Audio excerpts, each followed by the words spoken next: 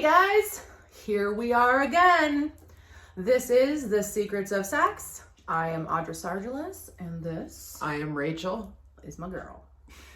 So remember how we did the top 7 out of 10 top madams? Well, today we are going to finish it out with, guess who? The top 3. The top 3. And these are some bad bitches.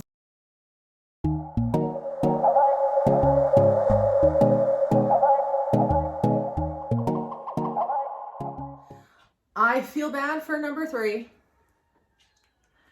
Number 2, we've had the discussion about, does she deserve to be number 2?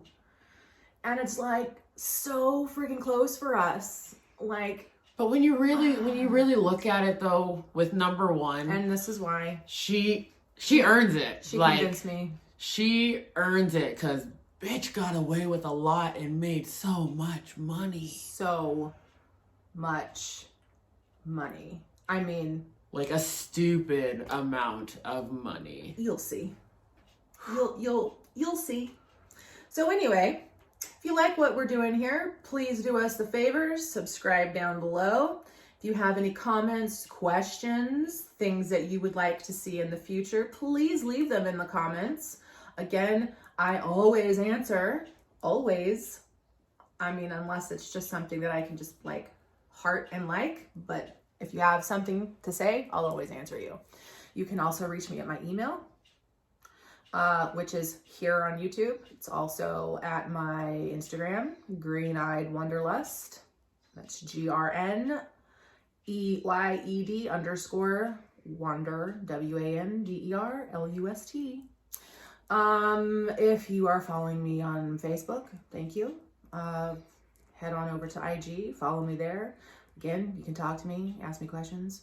I also have a P.O. box set up, so at any time you ever feel so inclined to send me a letter or a gift or a prop or whatever, send away. I appreciate it. It means the world. And it helps me out, to be honest. So thank you ahead of time. All right. So here we go. All right, guys. So here we are at number 3. Number 3. And her name is Deborah Jean Pelfrey. She is dubbed as the DC Madam. Yeah, there's a lot on this one. So, oddly enough, maybe ironically enough, she started her life career in criminal justice. And she worked as a paralegal when she was in San Diego. And this is actually where she became involved with an escort agency. How, I'm not entirely sure. But she was so disgusted with the way that they ran the business that she decided to start her very own escort service. So when she hired women, they had to be 25 years or older. And in 90, she was arrested on charges of pimping, pandering, and extortion. And this is where she fled to Montana, was captured trying to cross the border into Canada, and was brought back to face charges. So when she was brought back, she was actually convicted and spent 18 months in prison. And when she was released, she went right back to her old ways. And in 2004, the USP Inspection Service, that's the United States Postal Investigation Inspection Service, and the IRS became interested in her biz that she ran in DC, because she actually lived in California, but she ran her business in DC. So she never lived, she didn't shit where she ate. It was discovered that her girls charged $300 per hour. So while running this business, she stayed living in Cali and stated to have cleared $2 million over 13 years. Here's something that is just funny, especially after learning about Madam Number One. This was chicken scratch. I mean, like $2 million over 13 years was nothing. Yeah, $2 million is a lot of money, right? But it is nothing. It's a drop in the bucket compared to Madam Number One, which is why she's there. But if you're running stuff like this, it's just like, to me, that just kind of sounds like you're not very good at what you're doing. Or she hid her money exceptionally well and she actually made far over $2 million. That's my thinking. Because so in 2007, she was actually on 2020 as a part of an investigation report where she claimed to have 10 to 15,000 clients, phone numbers, emails, addresses, like the whole thing. This is why I just have a really hard time believing that she only made $2 million over 13 years. Get the fuck out of here. You have 10 to 15,000 clients. Guys, you know well as I do. She made far more money than that. Far more. $300 per hour. And it's not like these people were only seeing these girls once a year, or once a month. They were involved. So get the fuck out of here. I don't want to hear it. It was far over $2 million. I think this report is completely and totally like downgraded what she actually made. Agree? Disagree? So in this 2020 report, she says that she had lawyers and congressmen and mayors and governors and, people of high society. What's the word I'm looking for here? People of high society, we'll just say that. So once she came out on 2020 and she said this, she had lawyers from countless of her clients reach out to her and plead that she remained silent about them, about who they actually were. Because she didn't come out and say their names, but she said, listen, guys, I got 10 to 15,000 clients. And lawyers from many reached out and were like, hey, could you keep this on the down low? Like, please don't name me, please. So after the media went through 46 pounds of paperwork, they didn't think anything about the DC clients was newsworthy enough to report them. I don't think I believe that. Do you? I think some people got paid off. What do you think? High society, very wealthy people not wanting their information and name coming out into the public so they could be, outed for their naughty behavior. That's kind of what I'm thinking. Anyway, a senator, David, Vitter, Republican through Louisiana, acknowledged that he had been a client. So at least he had the balls to say that he was. Who else was? Because there was more. Finally, through all of this stuff, post office investigating, because that's a federal crime. They actually do have their own little investigation force.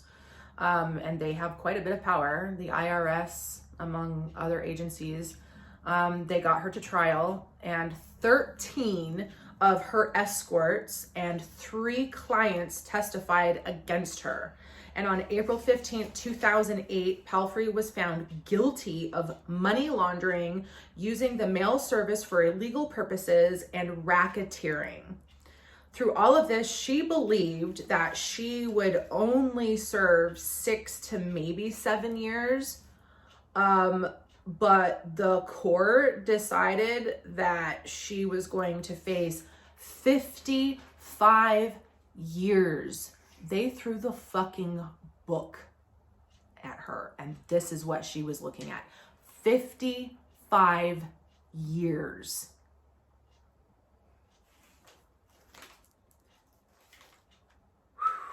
That's the max sentence that they could give her, and they were trying their goddamnedest to do it. So it was about 2.5 weeks later, while waiting sentencing, that she was found hanging at her mother's home in a storage shed behind her mama's house. Autopsy and police investigation found that yes, it was suicide. And 2 handwritten notes were found and were released to the public. One was to her sister that said, quote, "You must comprehend there was no way out," i.e. exit strategy. For me, other than the one I have chosen here, there is no other way out than the way I have chosen here, end quote. The other one was to the public, describing her, quote, "modern day lynching," end quote, and that she feared at the end of serving her sentence, she would be a 50-year-old penniless, broken, and lonely woman. It all served to be too much for her, and at the end, she chose her own sentence, a life sentence. And as a result of Palfrey's suicide, her conviction was vacated because, as I've stated before in other episodes, when it comes down to certain things, once a person is no longer alive, there is no conviction, there is no hearing, there's nothing, it's done. And they won't convict a person who has passed. So there were speculations surrounding her death and how, like, honest to God, like, how could there not be? Because she had 15,000 clients. And maybe if she had decided to come forward, they would have maybe given her amnesty or completely reduced her sentence. Maybe she would have only gotten a year. Maybe she would have gotten 5 years. But with the amount of people that were in her little black book, there's no telling who was in there. So how could there not be some speculation about her death? But the investigation found no foul play. And I'll leave you to decide with this. There's a lot of questions. There's really no answers. Again, we come down to this really odd thing of more questions than answers. And overall, I think it's a very sad story. At the end of the day, however she did break the law, I personally believe here that a 55-year sentence was really extreme. She didn't kill anybody. She didn't hurt anybody. I mean, everyone who was involved in this was doing something completely consensual, all right? I mean, her biggest crime here was not paying her taxes. And that's really what they were going after her for, like they did with Al Capone. That's what Al Capone was charged with, was tax evasion, and that's how they got him. And that's why he went to prison for so fucking long. So, yeah, pay your fucking taxes, eh? I mean, do you think that warranted that type of sentence? You didn't pay your taxes, so 55 fucking years, half of your life in prison for that? I mean, if you want to get me on something, get me on something serious. Tax evasion, get the fuck out of here. I pay my taxes. But I mean, like, You know, Wesley Snipes didn't pay his taxes for a very long time, made millions and millions of dollars, and he was in prison for 13 years. Like, they made an example out of him, but 55 fucking years. You know, my condolences to her family. This this was not an easy thing for them. I hope they're okay. I hope that, you know, they have all gotten through this together, and, you know, that they are healing or have healed. You know, this type of loss is never going to go away, but I hope they're doing okay. You know, there's a lot more to this story, obviously. This is kind of like the Cliff Notes version. But if you would like any more information on this, I really suggest that you Google her, because it's a pretty fascinating story, really, you know, what happened here. So anyway, that's my shtick on number 3. So coming in at number 2, we have Miss Heidi Fleiss, otherwise known as the Hollywood Madam. So in 1987, at 22 years old, Miss Heidi was taken under the wing by Madam Alex,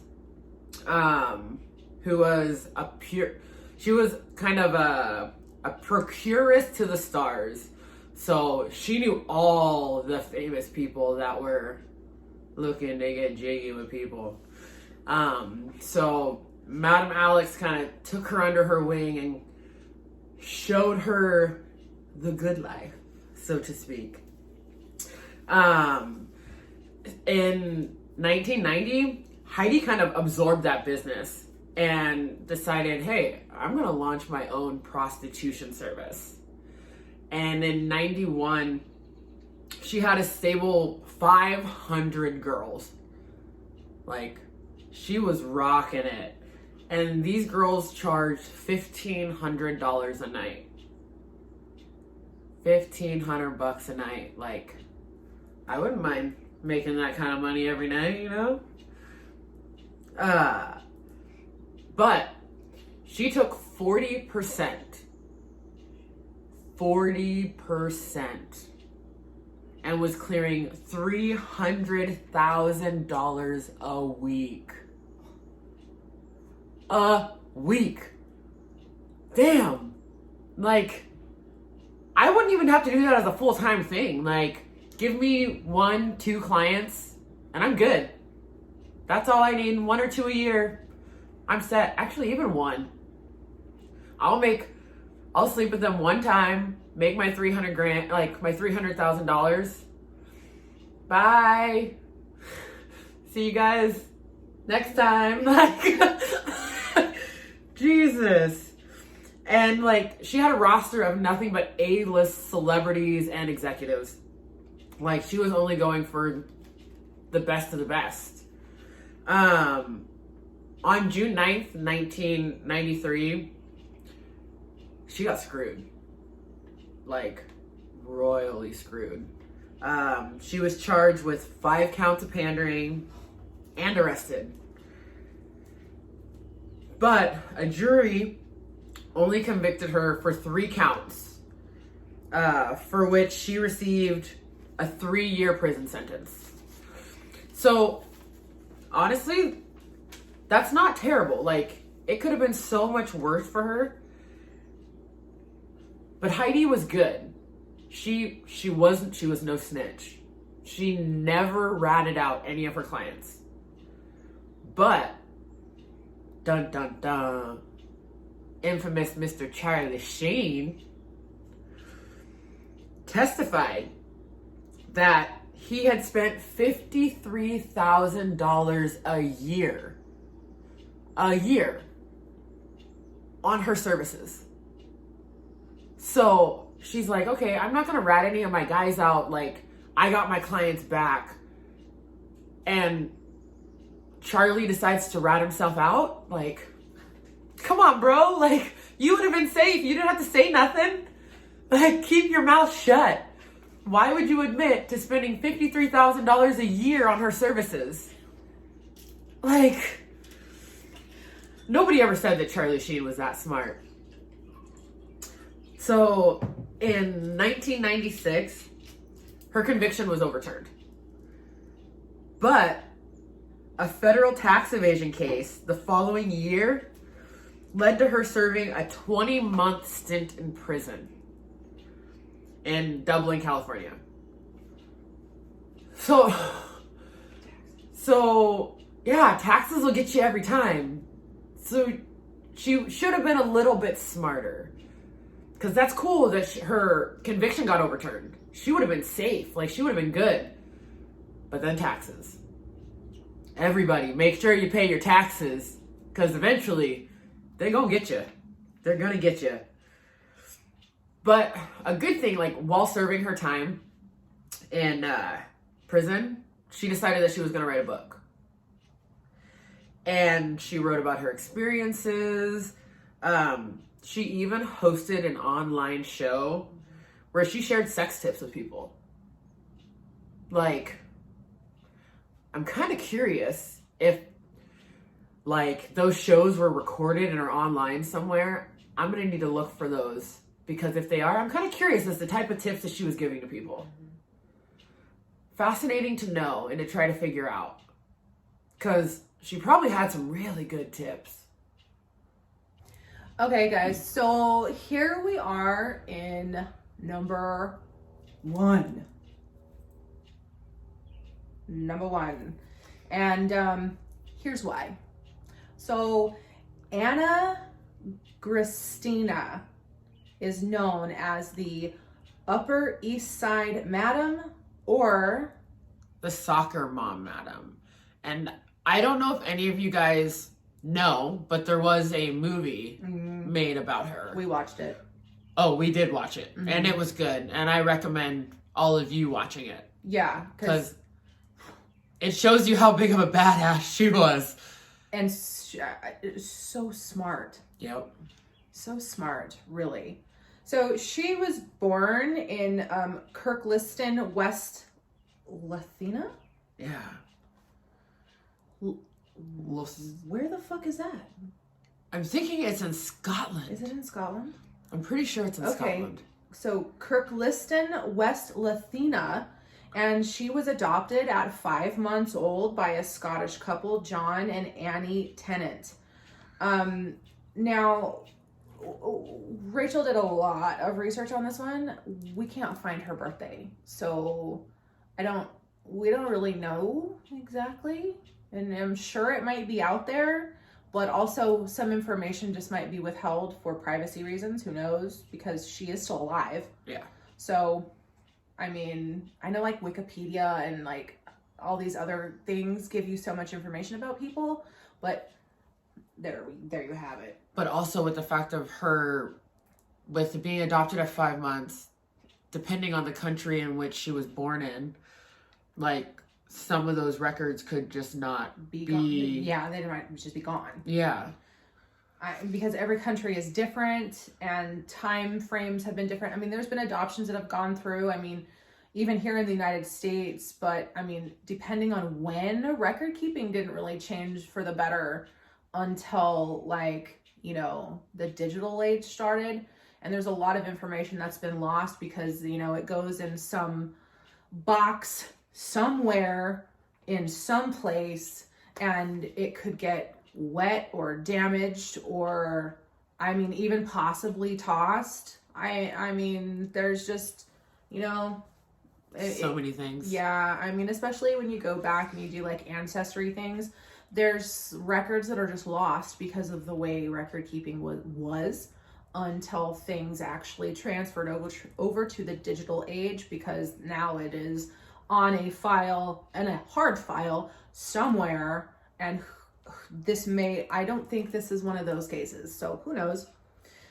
So when she was 16, she cut ties with her family and moved to America. Did you ever find out why she moved? Nothing, huh? How weird. No, I don't know. Like,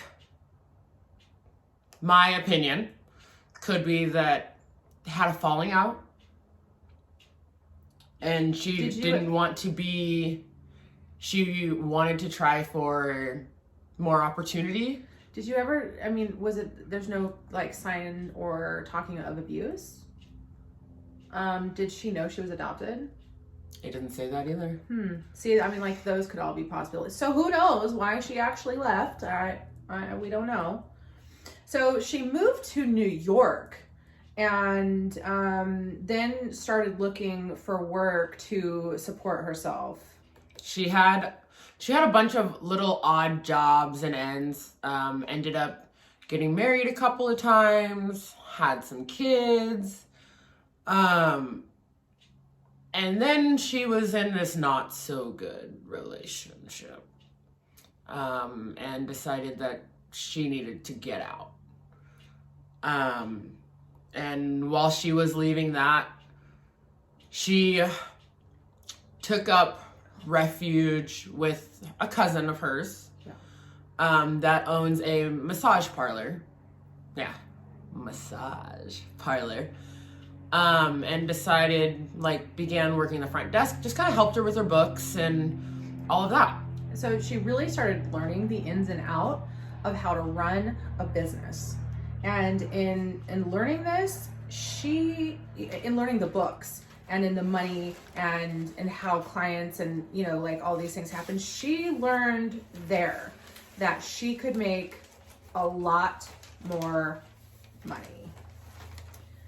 And by a lot more money, we mean a lot. A metric motherfuck ton. She ended up starting her own business, and actually, if you watch the movie, she tells her, I can do this better. I can do this better than you. I can make more money than you. You're not doing this the right way. You need to do it this way. And her cousin didn't really listen, and she was just like, well, if you think you can do it better, go do it. Well, and her cousin's big thing was she didn't want to attract attention. She's like, the more money you make, the more eyes you have on you. Stay small. You've got to, exactly, stay small. The more you expand, the bigger the risk of getting caught. So her excuse is saying that she had no choice and it was doing this or giving up her children. Because she had to be able to make money. With this business, though. So her and her girls, they had a 2-hour minimum with their customers, which was $2,000. So, damn.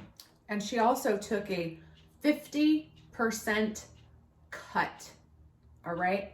That's $1,000 for her to do nothing except set her working girl up with her client. She made a whopping $1,000. Okay? And her clients, she made sure they were only exclusive, top. You couldn't do drugs. You can't, no drinkers. She made sure that you were clean, top of the list. And she didn't just go for millionaires. She was going for the heavy hitters. She wanted the billionaires and the multi-millionaires. Yeah. So this was an exclusive. Yeah. So no Joe Blow off the streets was hooking up with her girls, but she also made sure she had the best quality girls. Yes. And she took very good care of them. And she always spoiled them with gifts. She paid for their schooling. She made sure that they always felt safe. They could come to her. They could talk to her about anything. They were always very, very well taken care of. So what's kind of funny, it is kind of funny. So back to the whole 2-hour minimum. And in the movie, you guys will see this if you watch it. It's really actually quite funny. There is a client of theirs that kind of likes to be kidnapped and a little humiliated. And so what they would do is he would be walking down the street. They would drive up, snatch him the off girls. the girls. They would snatch him off the street, bind his hands, and just sit there and spank him in the back of the car. And he loved it. Like, it didn't even last long. It was maybe like a 20, 30-minute drive that they would do. Yep. And $2,000. And he was perfectly fine with paying $2,000 to have beautiful women spank him. Kidnap him. Kidnap him, restrain him, and spank him in the back of a car. But another one, guys. Check this shit out. Another one of the clients was an old school horror film creator, a director or a writer. Something like that. I think he was a director. Okay. Oh, so he was this old guy. And he would dress up as Dracula. $5,000 for this. It was 10 minutes, basically. I mean, not even 10 minutes, but what would happen is the girl would be dressed up in maybe like a little schoolgirl outfit, and she would be like, oh no, there's somebody here. Who could it be? Oh no. And then he would come out of some corner and be like, blah, I want to suck your blood. Ah. And she would go, ah. And then she would run away. That was it. No sexual contact, no nothing. That's the type of job I want. I know. Really, that's the easiest $5,000 you could ever make in your life. No sex. Nope. No touching. No naughty bits being seen, exposed, nothing. She's dressing up in a schoolgirl uniform. She's like, oh no, who could it be? And then he just goes, ah, I want to suck your blood. Oh, and she runs away. $5,000. Okay, so since we're talking money, let's really break it down. Oh, mother of fucking to wow. How much money these were making. And we're actually short because she did take 50% and not the 40. So she's actually making, these numbers are a little skewed. They're short. Yeah, so she's actually making more money than this. Okay, so, and we're going short because we don't know how many girls she actually had. Nope. There's nothing anywhere that says how many girls or anything like this. So we're going based on if she had 10 girls. Just 10. Just 10. At $2,000 an hour. Far short. No, we're not. Okay. No. Say they only worked 4 hours.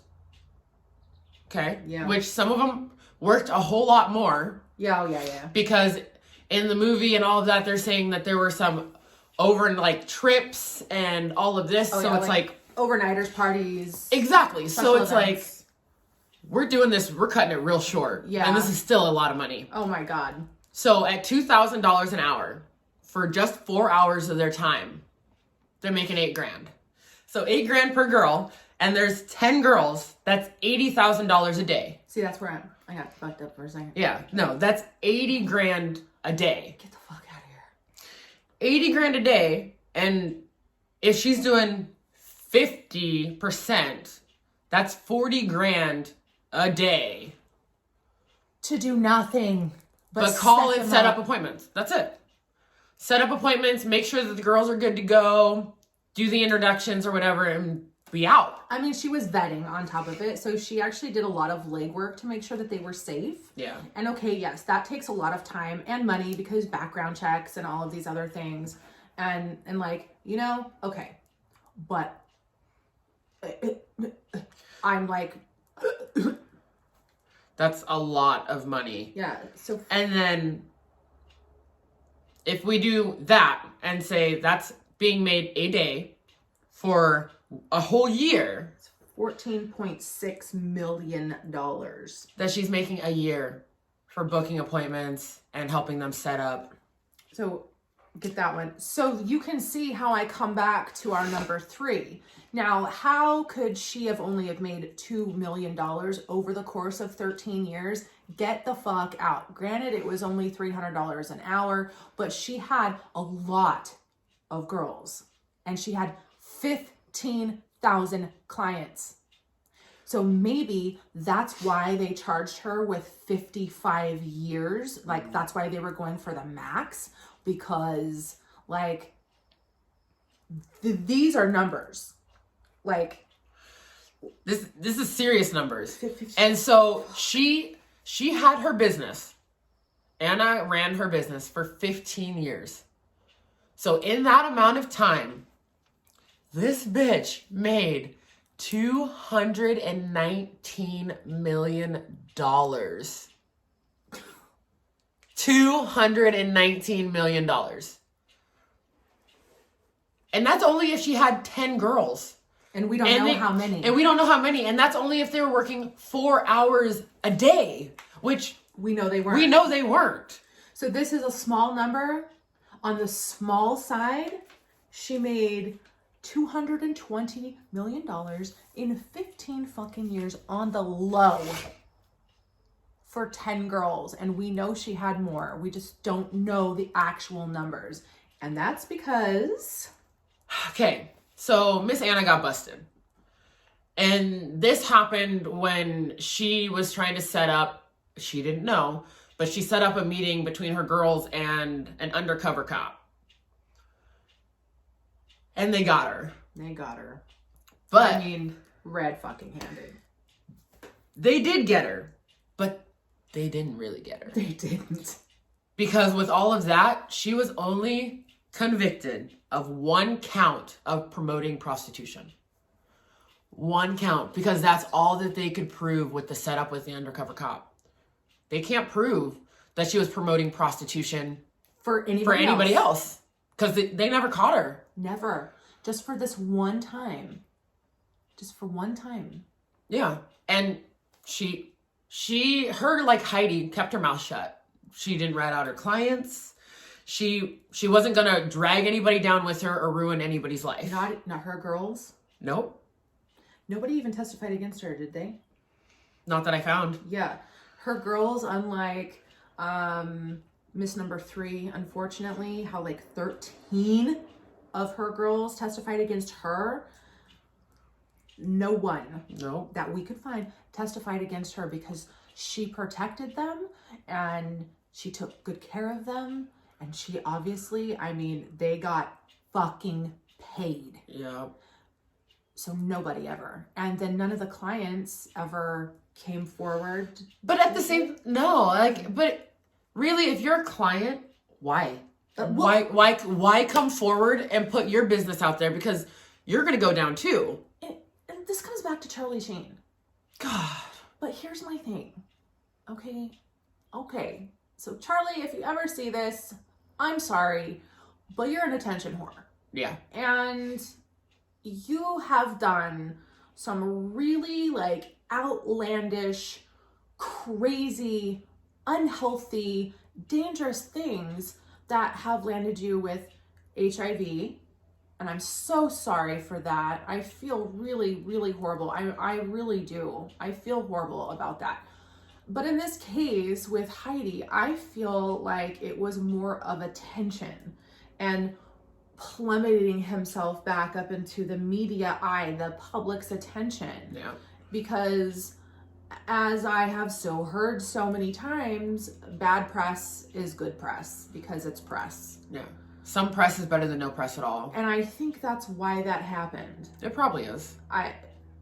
That's the only thing that makes sense because she never said fucking word about anybody. Exactly. So just my thought. Yeah. And so with Miss Anna, with her conviction, and this is actually kind of awesome too, she was only held for 4 months. And then she was released for time served and sentenced to 5 years of probation. Now, here's a thing, okay? Here's a thing. Her daughter knew, at least from the movie. That's what they're claiming, that her daughter found out. So the movie states, and we all know interpretation of movie, they can just put shit in there and make it more dramatic. But this was a true story, and I that is hard to say because there's no information stating that her daughter knew, right? Right. There's no information stating that any of her kids knew. Yeah, but in the movie it states that her daughter found out, And then everything is groovy, but she ends up telling her mom, like, you know, this is dangerous and you should stop because what's going to happen if you get caught? What's going to happen to us? And when she's released on probation, her daughter wants nothing to do with her. And Anna moves away and becomes... She like works on this ranch or this farm. Right. Taking care of animals and just living her life being happy. And quiet. Yes. And out of the eye. Yes. Whatever happened to all her money? Well, in the movie, they say that the FBI raided the house and took all of the cash. But in all the research that I did online and everything else, says nothing about that. So, where's the money? Where'd all the money go? My thought is she was very smart. She was smart. Well, no, I know. But I'm seeing that she was very smart in how she hid her money. Because a lot of people do like overseas accounts and all of that. Yeah. And I think she was too smart for that. Because those can still be tracked. Those can still be frozen. They can. I think she went a different route. I don't know how, but I think she still has, if not all of it, a majority of that money that she's slowly kind of dipping into and getting. I and see spending that. On her or her kids. I see that 100%.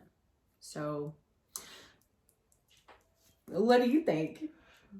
Yeah, I'd be interested to know. She's living happy with husband number 4 right now. With, I think, her youngest son. Because her daughter, so the movie says that they're estranged, but come towards the very end of the movie, like, they talk. And it's kind of like that breaking ground to coming back together, which, to be perfectly honest, I hope she does. Like, I hope that she gets the relationship back with her daughter, because that sucks. I understand why her daughter was so upset, if that was true. Yeah. But that was in the movie. It's not in research. So. Yeah. Well, and it's like the movie says she only has 2 kids, when in reality, from what I found, it showed that she has 4. 4, yeah. So you got to take everything with a grain of salt.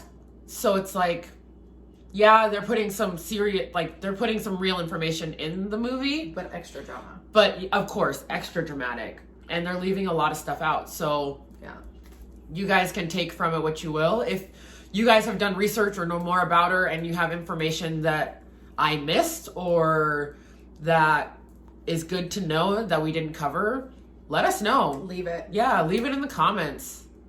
Because we definitely want to hear about it. Yeah. So there's our top 3. I think they deserve to be here. I will say I really do feel bad for Deborah. I think Deborah's is the, going back to our other gals in the ages who one just completely disappears off the face of the earth. I think that it was probably her getting gangbustered out of town or even killed by authorities. But then we have everybody who dies of fucking syphilis. God. Fucking syphilis. But we have Deborah, and they say that it was suicide. But was it? I'm sorry. I don't know if I'm 100% sold on it. I'm not 100% sold on it. I am not. She had congressmen, she had mayors, governors, very, very affluent people, very powerful people. I mean, just like Heidi, but she never said a word. And the thing that fucked Deborah was she came out on 2020 and said, opened her mouth. I have 15,000 clients that are affluent, blah, blah, blah people. Why would you say that? To try to hopefully save her ass. But that puts a target on your back. Huge. Especially when you're talking about people in power. And Like, then you have their lawyers Yep. literally reaching out to you to be like, hey, can you not say that? Could you kind of retract that? Whatever you do, don't say my client's name. Why? Who were they? yeah. And how come, has that book ever been found? Ooh, I don't know.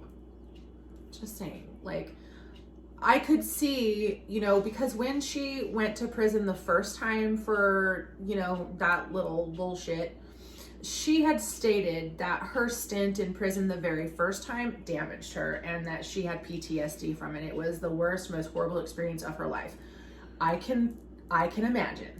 Yeah, prison doesn't seem like it'd be fun at all. No, I can imagine that not being a fun experience and very traumatizing. Yes. I can see that 100%. And then facing 55 years. I mean, you would get out if you made it through the sentence, if you weren't killed, or if you were not forced to defend yourself and kill somebody else and then get an additional charge on top of that. Yeah. Because let's face it, that's what happens. So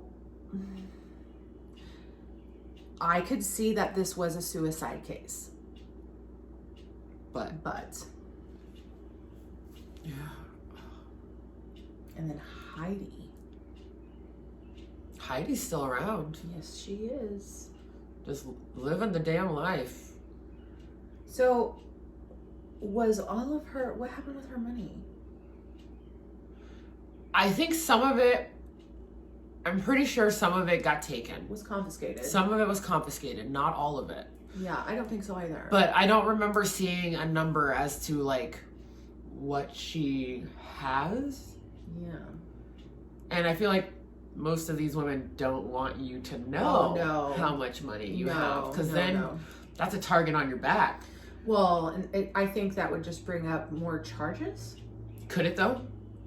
Could you go back and still prosecute them for that after the fact? No, because that's considered, I do believe, oh gosh, I know in double jeopardy, when you've gone to court and you have been exonerated for, let's say, murder, they can't charge you again for that murder. Yeah. They can charge you for different things involving that murder. Okay. Collusion, what's some other words? Why am I having a brain fart? Of course. But like, you can go after other charges, but you can't charge them for murder because they've been acquitted. Yeah. Now, if you have been, you've gone to court and let's say you've been acquitted of this other crime, I don't believe you can be charged for that either because you have been acquitted. So they can charge you with other things.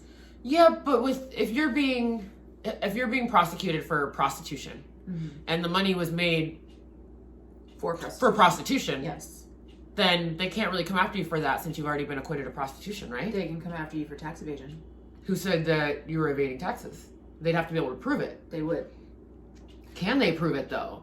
That's the thing. In a court of law, it's all about what you can prove. Yeah. So, and that would kind of be the thing is, can they trace and find all of that money to literally go after that person? I mean, it would be a very long investigation to try to find that one piece of evidence. Yeah, to find the money and then prove that it came from prostitution and not from something else. Correct.